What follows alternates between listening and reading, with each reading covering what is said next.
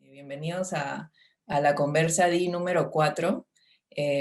La Conversa DI es un ciclo de conversaciones sobre el diseño industrial desde la mirada de diversos expertos locales e internacionales, organizado por la especialidad de diseño industrial de la Facultad de Arte y Diseño de la Pontificia Universidad Católica del Perú, acá en Lima. Les saluda Paula Cermeño, yo soy docente de diseño industrial PUC, y, y soy profesora en el curso de Biónica y en el curso de Historia del Diseño Industrial.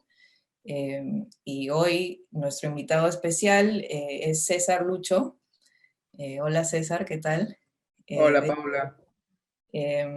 César es magíster en diseño para la interacción por la TU Delft en los Países Bajos, y también es egresado de diseño industrial de nuestra especialidad. Ahora se encuentra justamente en los Países Bajos. Te agradecemos mucho por tu tiempo, por estar aquí con nosotros. Y de hecho, bueno, el tema de hoy es el diseño transversal. El diseño transversal en realidad es un tema que surgió de conversaciones que hemos tenido con César para poder un poco reflexionar sobre el rol del diseñador en el contexto actual y qué nuevas relaciones podemos tejer como diseñadores o debemos tejer, ¿no? Como agentes un poco de nuestro contexto. Entonces, pues quería empezar hablando un poco con César. Tengo una reseña tuya, pero creo que es mejor si vamos un poco hablando así de una manera más casual y abierta de cómo ha sido tu experiencia.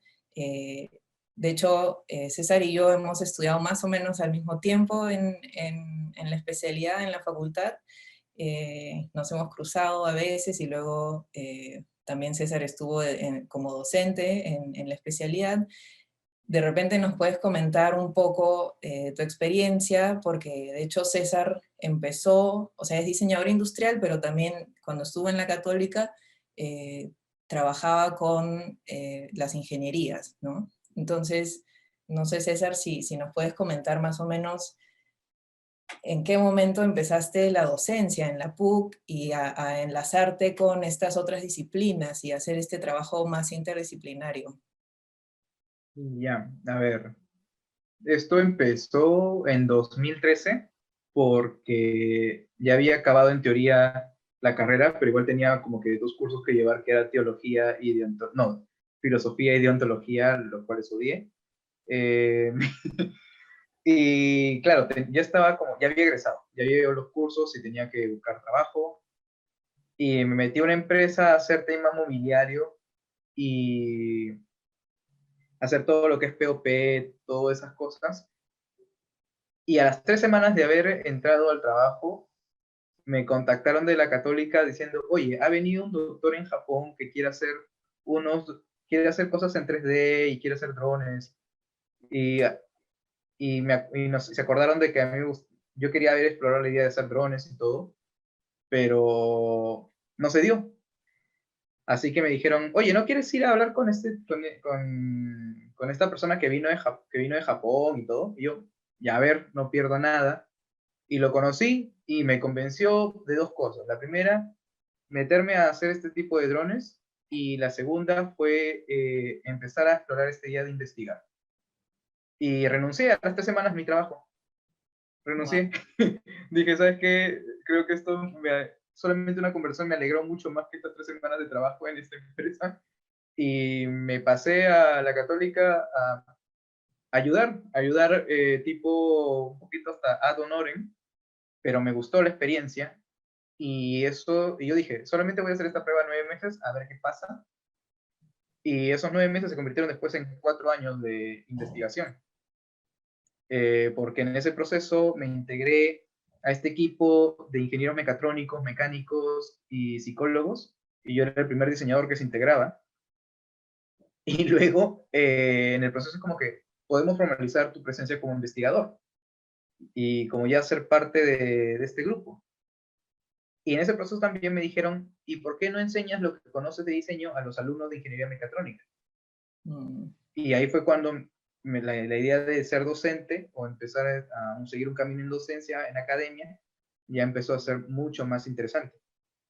Así que lo tomé, decidí mandarme y bueno, ese ha sido el camino que me di cuenta que me gustaba, me gustaría desarrollarme y bueno, que ahora puedo decir que estoy haciendo. genial. Entonces ese fue como un momento decisivo en que pasaste como de, porque de hecho el trabajo anterior o el trabajo original que habías estado haciendo es un trabajo como más convencional, digamos, o tradicional de los diseñadores industriales, y luego pasaste a tener como un interés en la investigación, un poco en la academia también. Sí, y en ese Es proceso descubrí el tema de hacer papers, el tema de hacer proyectos, el tema de trabajo interdisciplinario. Y bueno, ya después con todo ese bagaje fue que de ingeniería mecatrónica me pasé a diseño. claro, Y ahí hiciste fue cuando, el círculo.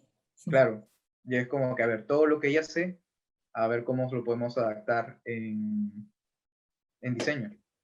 Genial. Y de hecho, em, en la segunda revista de diseño industrial sacamos un artículo que era un artículo tuyo sobre el legado un poco de la robótica social en diseño industrial y un poco en las ingenierías de estos trabajos colaborativos, ¿no? Entonces, de hecho, digamos que de alguna manera tú fuiste uno de los importantes agentes que llevó la robótica, el tema de robótica hacia diseño industrial, y que los estudiantes pudieron empezar a trabajar como un tema, como Claro, interdisciplinar. es que ahí justo me di cuenta de dos cosas, y es algo que todavía sigo manteniendo o sigo pensando hasta el día de hoy. La primera, que se demostró que los diseñadores industriales pueden estar desde el comienzo de un proyecto, porque generalmente se tenía anteriormente esta idea de que, ya, hemos hecho toda la parte mecánica, funcional, hasta contextual, y ya, que los diseñadores solamente le hagan la carcasa, o que redacten una que otra cosa máximo. Y con mi presencia en este grupo interdisciplinar desde el lado de ingeniería, o sea, me fui a la misma ingeniería, era demostrar que no, o sea, también es necesaria la presencia de un diseñador desde estas primeras etapas, desde entender el contexto, por qué estamos haciendo por qué queremos hacer lo que queremos hacer, y ese valor también transmitirlo un poco, si es que no sé si se pudo al final con los alumnos, o darse cuenta de la importancia de trabajar con un equipo interdisciplinario desde el comienzo de un proyecto. Y lo segundo es que hasta el día de hoy sigo pensando que hacer un robot con esta temática social quizá es el ejercicio más completo para un alumno de bachelor de diseño industrial, porque no solamente te tienes que pensar en la parte de mecanismo, de electrónica, de forma, pero también tienes que pensar por qué tiene que haber un robot en el contexto que tú piensas, por qué tiene que ser social, por qué es social, por qué interactúa, cómo va a interactuar, qué va a pasar con las personas. Es un ejercicio muy completo. Hasta ahora no he encontrado personalmente un ejercicio más completo que sea el de hacer un robot, por razones pedagógicas. Claro, genial como ejercicio, porque no solo contemplas la parte técnica, que de lejos, si uno piensa en robótica, pareciera que se contempla más que nada la parte técnico-funcional, sino que también Ujú. hay aspectos emocionales y un poco, digamos, incluso de humanidades o sociales que se podrían pensar dentro de eso, ¿no? Sí, de Claro, hecho. y la prueba más fuerte de ello eran los ICCRs, cuando que hemos Claro, ganado, o sea, la gente le tenía miedo a Perú, le tenía miedo a los bachilleres de Perú porque eran 3 años consecutivos siendo primeros lugares, o claro, eran prácticamente el 50% de finalistas, o dos personas, pero esas dos personas sabían, o dos equipos, dos propuestas, y esas dos propuestas eran las que eran las propuestas, o sea, eran las más completas, no claro. solamente a nivel de prototipos, pero también a nivel de concepto. Claro, quienes no saben, el ICCR es la Conferencia Internacional de Robótica Social, donde de hecho, claro, varios años consecutivos participó la PUC, como a Ujú. través de equipos interdisciplinarios. Incluso en los últimos años también han seguido participando, y de hecho el tema está bastante vivo, ¿no? Si bien Ujú. a veces ya no se trabaja de repente dentro de un curso, pero sí desde una tesis o desde Creo que es un tema que marcó bastante a los estudiantes de ese periodo y que de hecho ha tenido repercusiones. Un poco de trauma los chicos. Bueno, No, lo que pero pasa es que también creo que ese fue el tema que pudimos apropiarnos, que era que se podría relacionar generalmente a una ingeniería, este de hacer un robot. Y al final claro, no, o sea, eran los diseñadores los que armaban también parte del concepto, los que trabajaban la parte del desarrollo, los que sí, entendían cada etapa. Tal vez no tenían, y es algo que siempre decimos, no es que tienes que ser un experto en madera o en metal, al igual que no tienes que ser un experto en electrónica o en sí, mecánica, pero sí tienes que saber cómo funciona o cómo es el orden o la organización de esas piezas, ¿no? O estos aspectos en tu propuesta. Y así claro, era. genial. De hecho, sí, o sea, ahí también se empiezan a trazar relaciones entre gente de diferentes profesiones, Ujú. y eso es un poco que ayuda al diseñador a conocerse a sí mismo y también Sí, a conocer al otro y viceversa, ¿no? Para justamente valorar todo lo que cada uno hace, porque de hecho yo me imagino que de ambos lados tenemos algunas preconcepciones de cómo es el otro, ¿no? De cómo es el otro profesional, de cómo es ujú. la otra disciplina. Y, y de hecho también los perfiles que terminan siendo valiosos son aquellos que valoran eh, el trabajo con el otro y que tienen justamente este pensamiento un poco fuera de la caja, ¿no? Que de repente, ¿no? A veces uno puede decir, podemos hacer esto, y muchos te dicen, no, no se puede, pero en realidad de repente sí se puede, ¿no? Entonces, Sí, ahí hay como negociación también, no sí, sé cómo llamarlo, es un negociación. gran diálogo y concuerdo mucho con lo que dices, que ese tipo de perfil valioso son aquellos que salen fuera de la caja, pero también el tipo de persona, porque yo también siempre he creído que diseño industrial te enseña mucho más de ti que lo que puede enseñarte la carrera en sí, o sea, te da, por ejemplo, es algo que a mí no me gusta hacer muebles, a mí no quiero pensar en sillas, no quiero pensar muebles, hay gente que le gusta y está bien, pero a mí personalmente no me gusta. Y Ujú, justo tratando de encontrar qué era lo que me gustaba, es que me di cuenta que lo que a mí me gusta es justo hacerme este tipo de preguntas, este tipo de cosas que te llevan a pensar y a seguir dándole vueltas, pueden ser muy abstractas o pueden ser muy concisas, y al final es eso. Me gusta pensar que yo soy un diseñador, si es que no sé si me puedo seguir llamando como tal a veces, soy diseñador, pero soy diseñador pensando en conocimiento.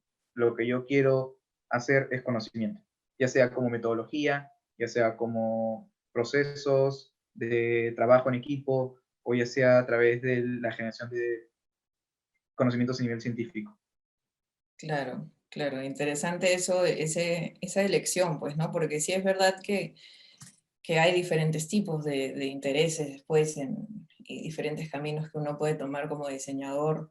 Y de hecho el camino que tú has tomado, como vamos a hablar ahora, es un Ujú. camino, creo, único de alguna manera, ¿no? Y de hecho, em, ahora de repente, claro, después de haber estado en estos como grupos de investigación en las ingenierías, esto fue por ahí del 2014, 13, 2015, de 15. 2013 hasta 2015. Ah, ok, ya, 2015, claro. genial. Y después de eso, de hecho, fuiste un poco hacia empezar a enseñar en DeepUC En per Depot, se. claro. Y bueno, después de eso, más bien sería interesante saber también cómo fue ese momento en que decidiste que querías hacer una maestría. Si de repente ya lo tenías siempre mapeado que querías hacer una maestría o de repente, no sé, cómo fue ese desarrollo, el nacimiento de esa idea, ese deseo.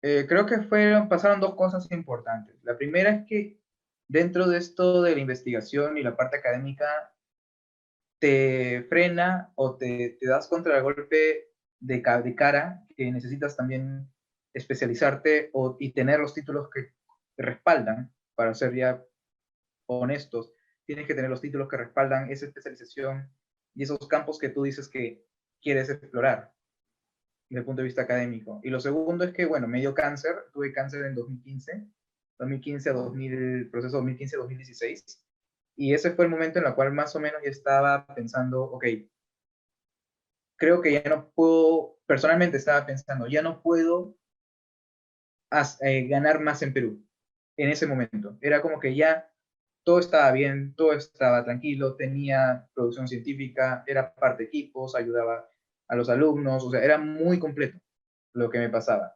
Pero justo porque me pasó el cáncer y después porque me pasó la quimioterapia, tuve que pasar por quimioterapia, fue que me di cuenta, ok, no, ya no es momento de que vivas tanto en el presente, sino al menos empieza a pensar un poco en qué va a ser después.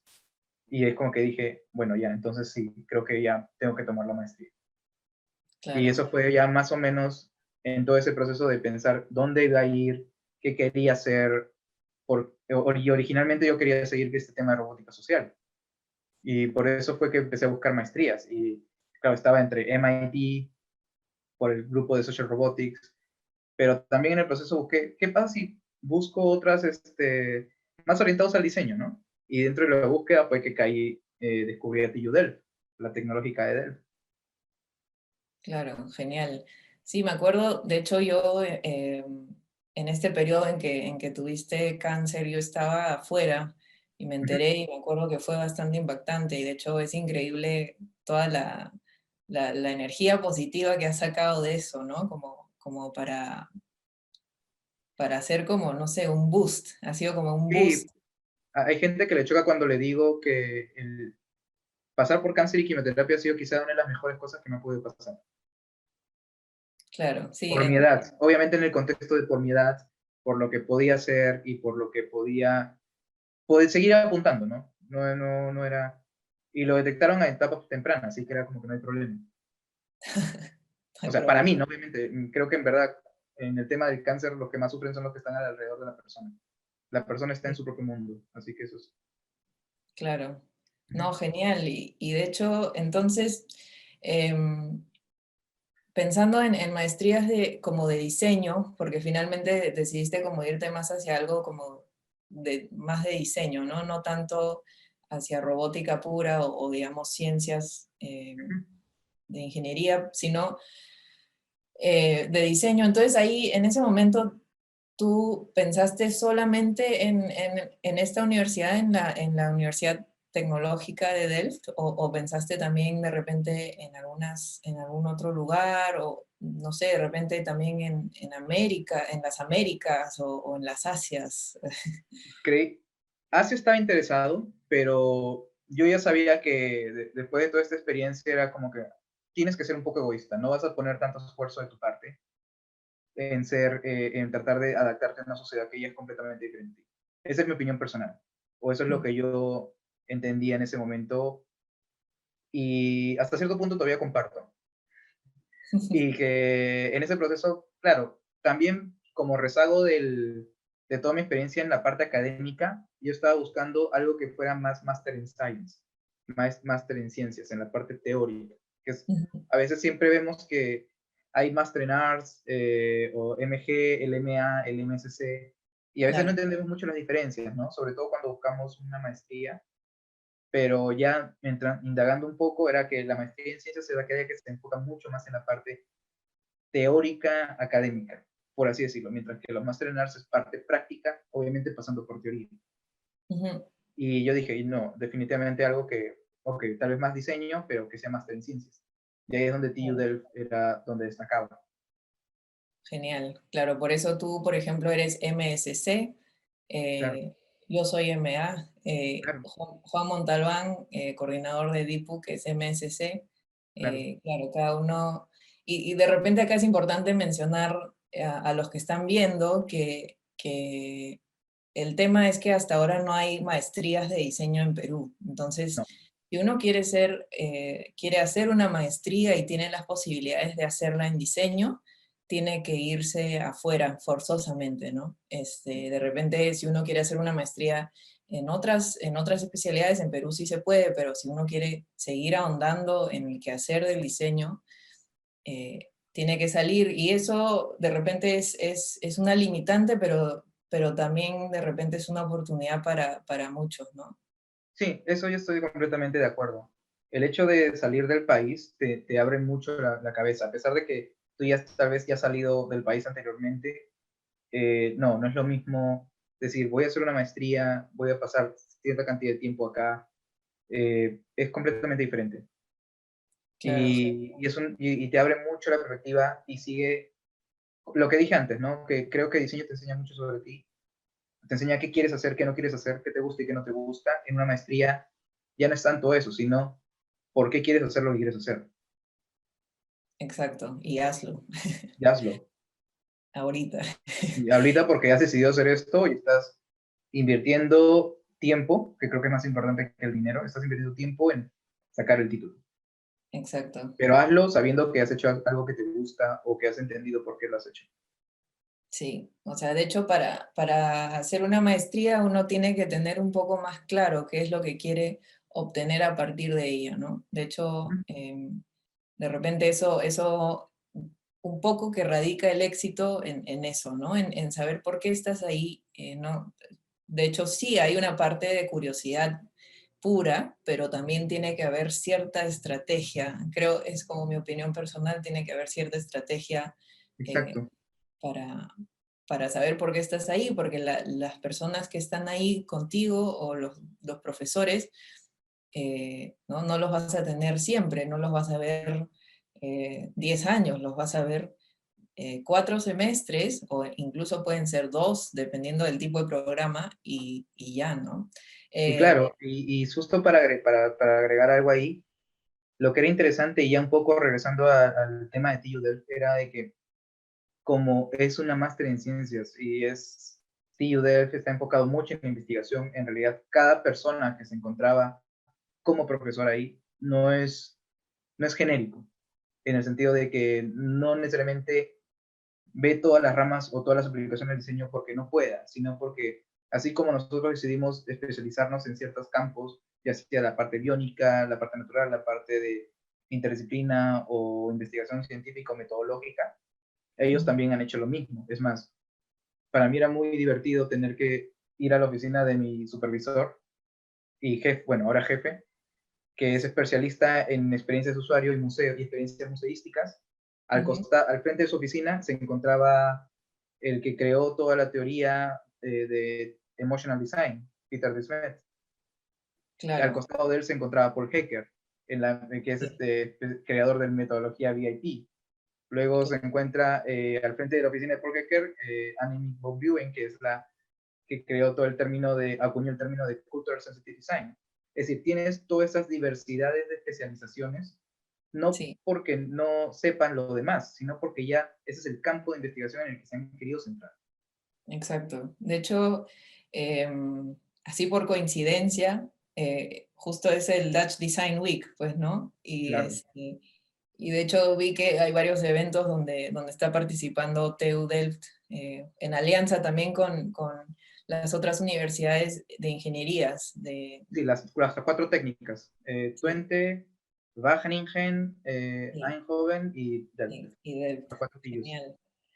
Súper, sí, de hecho es súper interesante ver cómo también hay una teorización detrás de cada ruta, ¿no? Porque de repente también se podría hacer solamente a través de las acciones o a través del proceso mismo, pero en el caso de TEDU Delft lo que me parece súper valioso es cómo teorizan y aterrizan y lo vuelven palabras también, el quehacer específico de cada rama del diseño.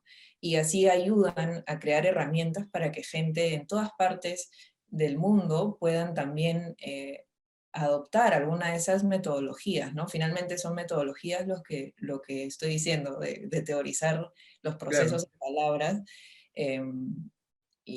Y de hecho incluso hay varias teorías, varias metodologías que utilizan los estudiantes de DIPUC en sus propias investigaciones. Entonces ahí se Ujú. ve justamente el impacto que puede tener la investigación eh, desde el diseño, ¿no? Ese es, para mí es un poco el valor del design research, es ese, ¿no? Claro, y es el design research no desde el punto de vista práctico, porque a veces hay esa confusión que mucha gente que está en empresas hace eh, investigación para el diseño, porque tienen un proyecto y quieren ir al campo y tienen que buscar datos y tienen que conseguir datos y hacen eso, investigación para el diseño. Pero Claro, lo que a veces nos caracteriza a la gente que estamos en Dell o los que somos más del lado académico es que hacemos diseño para investigación. porque utilizamos las herramientas del diseño para poder responder preguntas. Responder Claro, preguntas que no necesariamente tienen que tener una respuesta concreta o tienen que tener una aplicación 100% en la práctica, pero sí es eh, para elaborar las teorías, que es como tú bien dices. genial. De hecho, hay un poquito para retroceder porque como que nos hemos ido hacia el quehacer y las particularidades de la escuela, pero de repente lo que quería preguntarte y que podría también dar curiosidad a algunos estudiantes de la especialidad es cómo fue tu experiencia como César Lucho en TU Delft, ¿no? Llegando, eh, cómo es, no sé, pues cómo eran los cursos, lo que mencionabas también de los diferentes las diferentes especializaciones que hay, porque tú de hecho fuiste a estudiar Design for Interaction, eso fue Claro, lo que, digamos, lo que fuiste a estudiar, pero eso se desdobló o se volvió como una oportunidad para ver más que solo diseño para la interacción, ¿no? exacto. En realidad, Design for Interaction es el nombre que se le da porque no se le encuentra otro nombre. Porque en realidad, claro, como lo vemos, hay 3 maestrías en TIUDA de diseño, que es Strategic Product Design, que viene a ser más que nada lo que sistemas y business design, service design, relacionado ya más a empresa. Ujú, Está IPD, que es Integrated Product Design, que viene a ser el diseño, una continuación de diseño industrial y de productos. Es un diseño, una maestría más tradicional, por así decirlo, que ujú, se enfoca también en el área de tecnología. Y luego está Design for Interaction, que es entender todos estos procesos que no solamente pasan a nivel de interacciones de personas con experiencias, sino también por qué las experiencias mismas ocurren, por qué ocurren estas dinámicas, que viene a ser más que nada orientado a la investigación. claro. Justo es eso. Es esta trinidad que se arma. Obviamente las 3 maestrías ven algo de las otras 2 componentes. O sea, yo también he visto un poquito de empresas y un poquito de tecnología, pero el foco de la maestría que hice fue Design por Investigación. Y Ujú, claro, yo ya sabía más o menos qué quería cuando vine para acá, en el sentido de que quiero expandir ese tema de investigación. Y me gustó mucho, y, o sea, me la llevé bastante bien, me la llevé un poco, no fácil, pero sí me sentía cómodo haciendo las cosas que pedían, porque algo que es muy chévere darse cuenta es que la formación de 5 años no tiene mucho que envidiar una formación europea, de 3 años de bachelor con 2 años de maestría. Es más, ellos dependen completar la maestría para poder decir que han pasado 5 años en una universidad. Nosotros ya no. Y aparte, otra gran diferencia es que los que venimos fuera de Europa, ya estamos más decididos a llevar la maestría que los mismos alumnos. Es como si tu cuarto y quinto año de diseño industrial fuera opcional. claro, Un poco así, para poner un símil. sí. Y un poco tener que postular a entrar a cuarto y quinto año, ¿no? Claro, un poquito, ¿no? Pero de todas maneras puedes sentir la diferencia. Yo me sentí cómodo, me fue bien, me fue bien en la maestría, pero en el proceso, lo que más rescato de la maestría es que me di cuenta de que lo de investigación o lo de robótica que querían, me enfoqué al comienzo de la maestría o que había dejado por la maestría, en realidad no era tanto eso, sino entender estos procesos que ocurren cuando se trabaja con algo, cuando se trabaja con gente o cuando se trabaja en base a una experiencia. Y en ese proceso fue que me di cuenta, lo que a mí me llama más no es la parte aplicativa, sino más bien la parte metodológica teórica. Claro. Eso fue lo que más me sirvió y lo que hizo que cambiara ahora de robótica, ahora pasé por inmersiones y ahora Ujú, estoy en cultura. O sea, ya estoy en un exacto. campo completamente diferente. Sí, de hecho, cuando, cuando llegaste allá, o bueno, en tu promoción, digamos, ¿cuántas personas eran como para tener una idea, para imaginarnos un poco el escenario y de dónde venían? De repente nos puedes contar como, Yo era el único peruano. Creo que ya, solamente hay 12 peruanos en Tibet. eso sí, a veces pasa eso. Sí, suele pasar eso. A ver, es muy rico en el sentido de que la gran ventaja que tiene Países Bajos es que es una sociedad muy cosmopolita. Es decir, es común ver a gente de diferentes nacionalidades, de diferentes culturas, de diferentes... Es como una especie de Nueva York en chiquito y a la vez en grande, porque encuentras de todo. Y sobre todo en un contexto tan universitario académico, donde hay mucha gente de China, hay mucha gente de India, hay mucha gente de México, hay mucha gente de Colombia, gente de Italia, de España, también del norte de Europa, de Alemania, Inglaterra, o sea, hay de todo. Es la diversidad cultural que atrae en esta universidad es muy chévere, y a la vez con eso también trae diferentes perspectivas.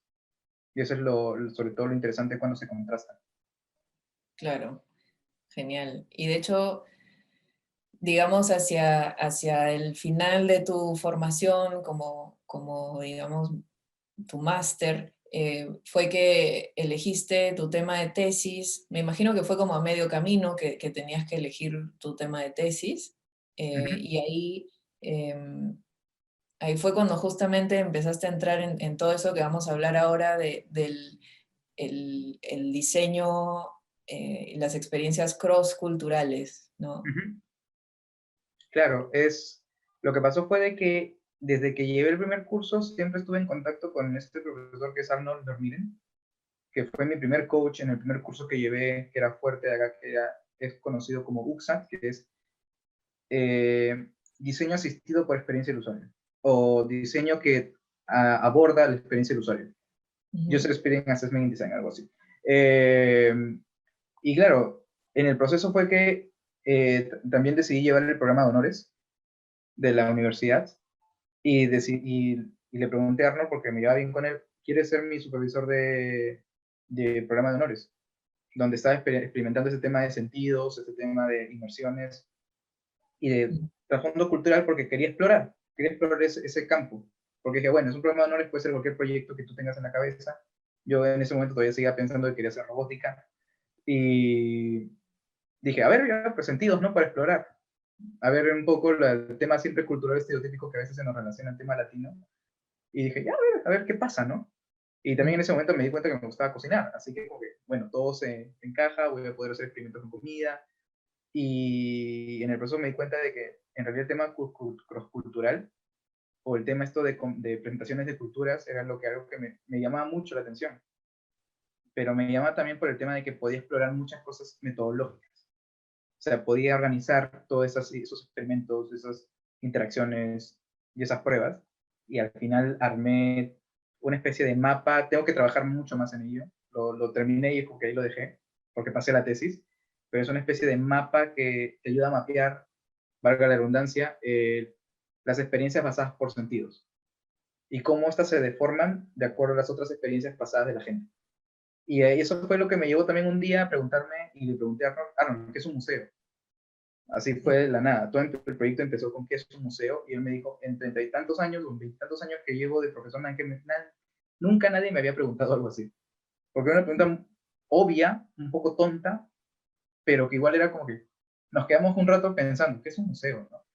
Y de ahí, buscando esos paralelos, fue que caímos en la cuenta, bueno, un museo presenta cosas, ¿no? Y en el contexto internacional de Países Bajos, una embajada también hace eso, ¿no? Así que fue justo ese proceso en el cual dije, ok, puede haber ahí un diálogo. ¿Qué pasa cuando presentas cosas a la gente de cierto contexto que nunca ha visto un chullo, por ejemplo? Voy a poner un ejemplo un poco muy tonto, pero práctico por la Claro. situación. Y es como que nunca ha visto esto, pero ¿cómo lo van a entender? ¿Y cómo se van a dar cuenta de que esto realmente vale la pena ver? Y a partir de ahí fue que se armó todo este proyecto que viene a ser mi tesis. Genial. De hecho, eh, ahí uno de repente se pregunta, pero ¿qué tiene que ver el diseño industrial, ¿no? Ujú. Con el museo, pero de hecho tenemos que seguir pensando que son en este caso los usuarios, ¿no? Y Exacto. cómo los usuarios, como si el museo, pues claro, fuera una experiencia, bueno, el museo es una experiencia. Ir a un museo es una Este, experiencia. y entonces los diseñadores pueden ayudar a diseñar o a plantear cómo va a ser esa experiencia, eh, teniendo en cuenta que no todos los usuarios o visitantes son iguales, no todos tienen la misma el mismo fondo cultural, el mismo pasado, las mismas experiencias, y no todos van a enganchar de la misma forma con el contenido, ¿no? del museo. Claro, y justo ahí, agregando un poco, como que armando todo este contexto, era, tenemos las experiencias en un museo, es decir, ya estamos armando o estamos hablando de una experiencia museística, pero si hablamos sobre la idea de que vas a presentar elementos de una cultura a otra cultura, ya es cross-cultural, así que eso ya arma el marco, ¿no? Experiencia museística cross-cultural, porque Ya, justo si desarmas, desmiembras toda esa frase, puedes entender por qué el valor del diseño está ahí.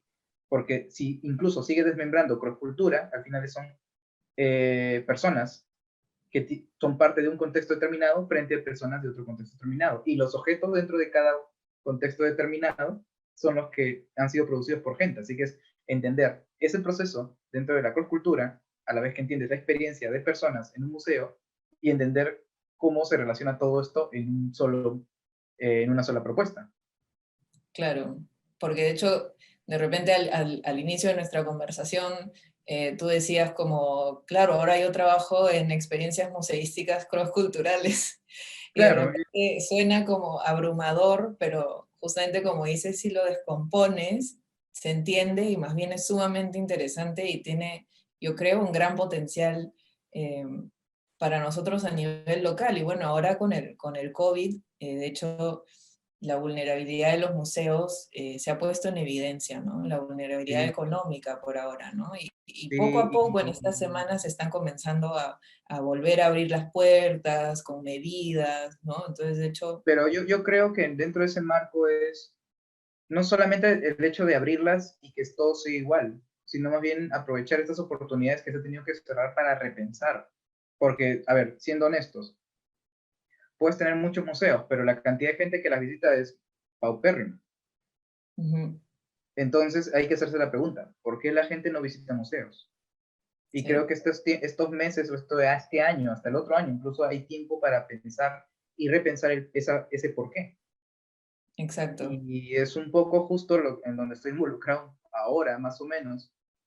Eh, y también un poco regresando a lo que tú decías, ¿no? Esta idea de desmembrar estas frases o esto de que suena abrumador al comienzo, creo que se refleja mucho en lo que pasaba con los robots, cuando se enseñaba robots, porque era, claro, la idea, vamos a hacer un robot a los alumnos de diseño, la primera clase como que está loco, ¿cómo vamos a hacer eso? Nosotros no somos eso, hemos pasado de hacer metal, hemos pasado de hacer estantes, ahora quieren hacer un robot, estás loco. Pero justo cuando empezaban a entender este proceso de desmembrar cada etapa, la parte contextual, la parte de experiencia, la parte de persona, la parte de mecánica, la parte electrónica, la parte de ensamblaje, es cuando demuestras que sí es posible. Es Claro, justo eso, es un poco la manera como se ha venido trabajando las cosas. sí. Y de hecho para eso es que ayuda a tener a veces una estructura llamada metodología, ¿no? Exacto. Exacto. Y de hecho, entonces tu proyecto de tesis, si no entendí mal, ¿lo hiciste dentro del Museums Futures Lab o eso ha sido después? O sea, No, como, es justo con ok, el Museum Picture Lab. dentro de este laboratorio digamos, futuros de museos, Ujú, museos futuros, sí. museos futuros, es que has realizado ahora y estás justamente en proceso de presentar al público en general una nueva metodología, ¿no? De repente nos puedes contar un poco de esta metodología nueva que desarrollaste como parte de tu tesis y que ahora se convierte en una herramienta abierta al público en general, o bueno, al público investigador, al público del entorno museístico, para generar nuevas interacciones en los museos. No sé si nos puedes Claro, contar un poco de qué trata o sea, muy como en rasgos, digamos, generales, ¿no? O sí. para A gente que ver, no conoce mucho. sí, la metodología se busca poder identificar al comienzo de todo el proceso de que se piensa o se quiere hacer una exhibición, qué elementos puedes utilizar tanto del contexto donde vienen las piezas, eh, con el contexto local o contemporáneo, para que la gente pueda entender la importancia, o bueno, la relevancia que lleva después a la importancia de por qué pueden ver estas cosas o estas piezas de este contexto diferente, sabiendo de que hay elementos que pueden relacionarse a lo que ellos ya conocen. Es justo este cruce, este cruce o este puente que se genera a través de decir, hay temas que por más diferentes sean las culturas, y que se hayan tratado de manera diferente, siguen siendo iguales, no importa dónde estés, o en qué tiempo estás, o dónde estás en este momento, ¿no? Todos hemos pensado sobre el amor. Y sabemos que hace 100 años toda la gente ha seguido pensando sobre el amor. Y sabemos que hace 1000 años la gente también ha pensado sobre el amor. Solo que las expresiones han sido diferentes. Y así como también nosotros sabemos que en 10 años igual vamos a estar pensando en el amor de alguna u otra manera, en 100 años también la gente va a pensar en el amor. Ahora, cómo van a ser esas expresiones que van a servir para expresar amor o que hablen del amor? Es lo que ya es de cada contexto. Pero justo es eso, es demostrar que se pueden entablar similaridades dentro de las diferencias. Y es justo lo que este método trata de hacer, a comienzos de una exhibición, al inicio, para que todas las personas involucradas puedan la tengan clara y puedan alinearse todos. Eso. Genial. Pues de hecho entonces es una gran posibilidad para diferentes museos que están pensando en maneras de replantear o de volver a aproximar su propio contenido, sus propias colecciones. No sé si quisieras comentar un poquito, de hecho yo sé que tú trabajaste un poco con el Instituto Cervantes y Sí. con el Museo Larco Herrera. No sé si quisieras comentar un poquito de cómo ha sido este intercambio. Sí, ha sido increíble. Justo hace unas horas he estado en una charla de la directora del Museo Larco, Ula Omskis, que fue vital en todo este proceso, en la cual es ya no solamente utilizar la herramienta para hacer exhibiciones, sino para enseñarles a los chicos de arqueología y de maestría de otras carreras afines, el valor de entender que un proceso de diseño también puede ser aplicado por ellos para cuestionarse muchas cosas que ellos daban por sentado al momento de desarrollar una experiencia. O qué cosas puedes considerar al momento de desarrollar una experiencia. Con el Cervantes también fue presentarme y experimentar con ellos el método, probar con ellos el método mientras se hacía, o bueno, mientras se desarrollaba en sus etapas iniciales. Y era más como que, ok, ellos son una institución cultural, no son un museo. Así que ellos trabajan cultura a un nivel mucho más amplio. Y con Mm. ellos, o sea, probamos el método y les gustó mucho. Ahora estamos en conversaciones para hacer una especie de spin-off del método adecuado a la idea de español. Cómo podemos hacer a la gente que no habla español entender la importancia del español utilizando la idea de estos temas de el amor, el descanso, la aventura o la parte religiosa incluso. Es justo esta idea de cómo todo lo que buscan puede estar en español, puede estar relacionado al español. Eso. Wow, Sí, y increíble. claro, suena un poco, pero esto no lo hace un diseñador, pero es como que no es que lo hace el diseñador se encarga de armar los pasos para que la gente que tiene que hacerlo lo pueda hacer. Claro, ahí sería justamente el puente perfecto para decir que todo este rato hemos estado hablando de esta temática que es el diseño transversal, ¿no? Exacto.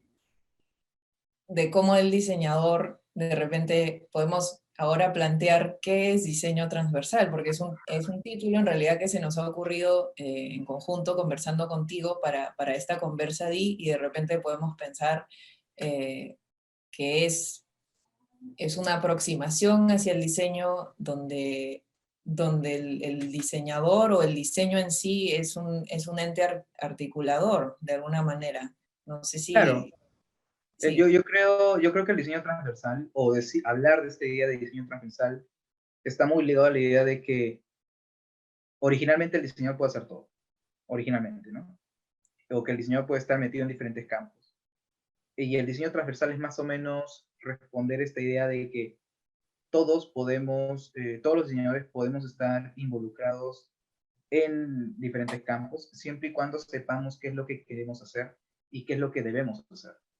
En el sentido de que es transversal desde el punto de vista metodológico tal vez, puede ser transversal desde el punto de vista práctico, puede ser transversal desde el punto de vista de aplicación directa de metodologías, que es lo que vemos, por ejemplo, ahora en banca, pues muchos en temas de UX, UI, o sea, hay conocimientos prácticos, hay conocimientos metodológicos, hay conocimientos de investigación que hacen que el diseño pueda ser colocado, partes del diseño puedan ser colocados en estos diferentes campos. Es hablar simplemente de qué es lo que identificas que es necesario y qué es lo que tú puedes también aplicar que no se ve visto como necesario, pero que sí es interesante, porque creo que hablar de diseño transversal no solamente hablar de que hay que resolver problemas, sino también que hay que encontrar oportunidades.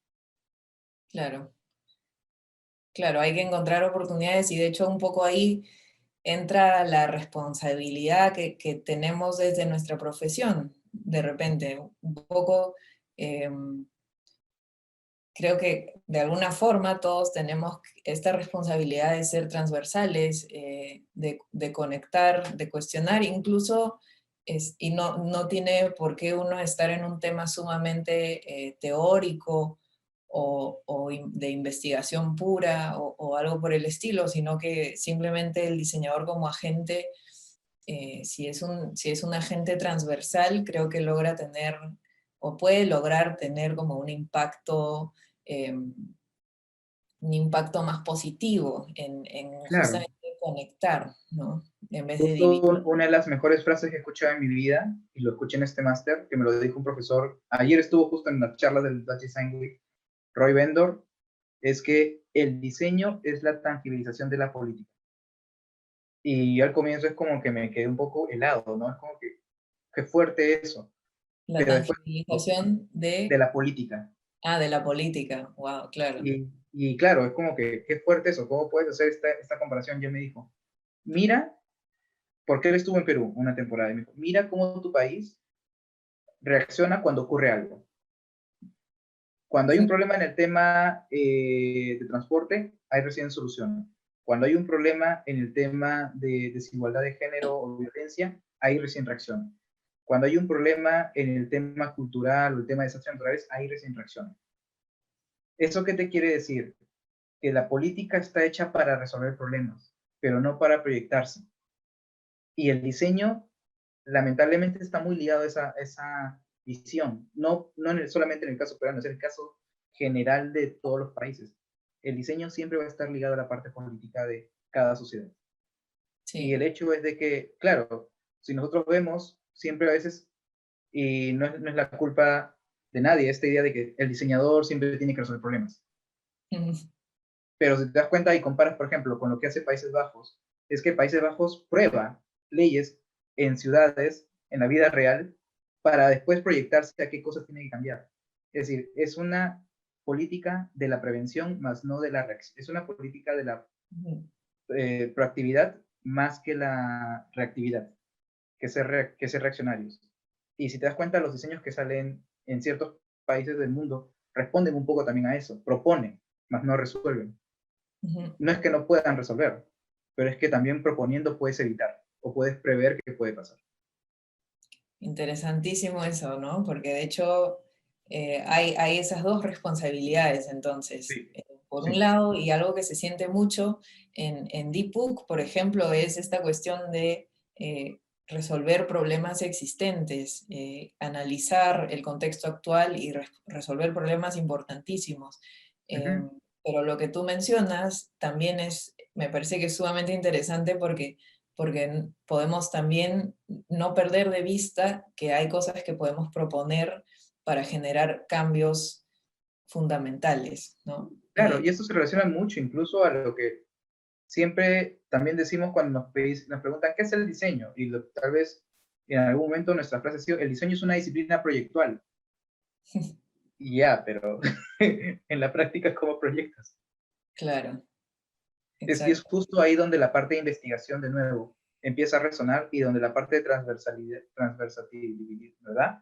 O sea, lo transversal ahí se aplica, porque es la idea de cómo puedes alinear justo esta oportunidad dentro de cada campo, ya no solamente en base a problemas específicos, sino a oportunidades generales. Ya Genial. es donde surge el valor de la propuesta, y para organizar esas propuestas hay que desarrollar un método o adaptar métodos. Y es un poco lo que, un poco regresando a lo que yo te decía, yo no sé exactamente a veces qué soy, pero lo más cercano, no por lanzarme ego ni nada, es que yo me enfoco más en el desarrollo de metodologías o procesos, o pienso en estos procesos. Y eso es lo que, donde me ha llevado todo esto ahora. Exacto. No, genial. Bueno, mira que ya se nos está acabando la hora de la conversa, pero quería hacer, ha llegado una pregunta que es, ahora algunos museos peruanos han comenzado a tener recorridos virtuales. Ujú. ¿Qué opinas sobre estas nuevas propuestas y experiencias? Bueno, son válidas, ¿no? Para empezar, son válidas en el sentido de que el museo tiene que presentar y exponer. Yo pienso que si hacen recorridos virtuales está bien como, como base, ¿no?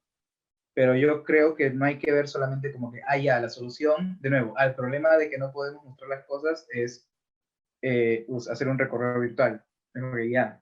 Y eso no va a quitar el hecho de que cuánta gente está yendo a verte, eso no va a quitar el hecho de cuánta gente está entendiendo la importancia de lo que vas a mostrar, eso no va a quitar el hecho de que hemos seguido mucho esta idea de hay que solamente ver, más no se puede interactuar. ¿Qué pasa si estos recorridos virtuales explotan esa idea de interacción entre el objeto, entre lo que estás mostrando y la persona que está viendo del otro lado de la pantalla? Es de nuevo, no hay que pensar solamente en el problema de que el museo está cerrado, sino la oportunidad de que ahora puedo explotar la parte virtual como una oportunidad, ¿no? Para empezar a hacernos estas preguntas que a veces pueden ser incómodas, eso no lo puedo negar, pero que justo son incómodas porque pueden servir como puentes para replantearnos muchas cosas que le hemos dado por sentado desde tiempo. Sí, totalmente.